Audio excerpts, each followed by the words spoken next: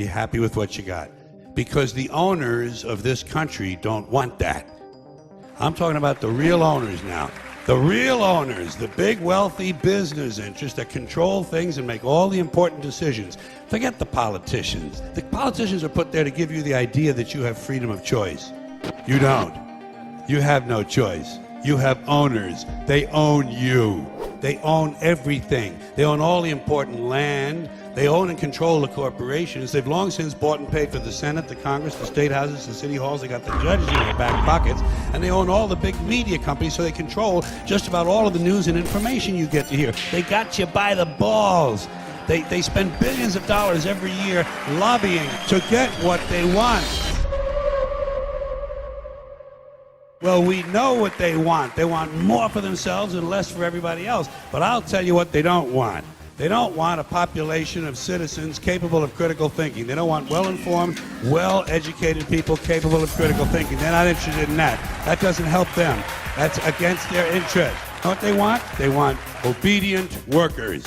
Obedient workers. People who are just smart enough to run the machines and do the paperwork and just dumb enough to passively accept all these increasingly shittier jobs with the lower pay, the longer hours, the reduced benefits, the end of overtime, and the vanishing pension that disappears the minute you go to collect it. And now they're coming for your Social Security money. They want your fucking retirement money. They want it back so they can give it to their criminal friends on Wall Street. And you know something? They'll get it. They'll get it all from you sooner or later because they own this fucking place. It's a big club, and you ain't in it.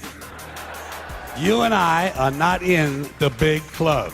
And by the way, it's the same big club they use to beat you over the head with all day long, where they tell you what to believe. All day long, beating you over the head in their media, telling you what to believe, what to think, and what to buy. The table is tilted, folks. The game is rigged. Nobody seems to notice. Nobody seems to care. Good, honest, hard-working people continue to elect these rich cocksuckers who don't give a fuck about them. It's called the American dream because you have to be asleep to believe it. Human beings are nothing more than ordinary jungle beasts, savages, no different from the Cro-Magnon people who lived 25,000 years ago in the Pleistocene forest eating grubs off of rotten logs. No different. Our DNA hasn't changed substantially in 100,000 years. We're still operating out of the lower brain, the reptilian brain, fight or flight, kill or be killed. Now, we like to think we've evolved and advanced because we can build a computer, fly an airplane, travel underwater. We can write a sonnet, paint a painting, compose an opera. But you know something? We're barely out of the jungle on this planet. Barely out of the fucking jungle. What we are is semi-civilized beasts with baseball caps and automatic weapons. It just seems to me, that only a really low IQ population could have taken this beautiful continent, this magnificent American landscape that we inherited. Well, actually, we stole it from the Mexicans and the Indians, but hey, it was nice when we stole it. Only a nation of unenlightened half-wits could have taken this beautiful place and turned it into what it is today, a shopping mall. Mile after mile of mall after mall. Many, many malls, major malls and mini malls. They put the mini malls in between the major malls. And in between the mini malls, they put the mini marts. And in between the mini marts, you got the car lots, gas stations, muffler shops, laundromats, cheap hotels, fast food joints, strip clubs, and dirty bookstores.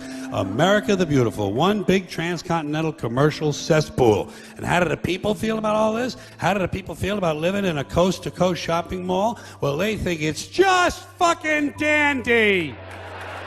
They think it is cool as can be because Americans love the mall. They love the mall. That's where they get to satisfy their two most prominent addictions at the same time: shopping and eating. We got to be the most interesting critters on the planet. And then we wonder why a UFO doesn't just land and say hello.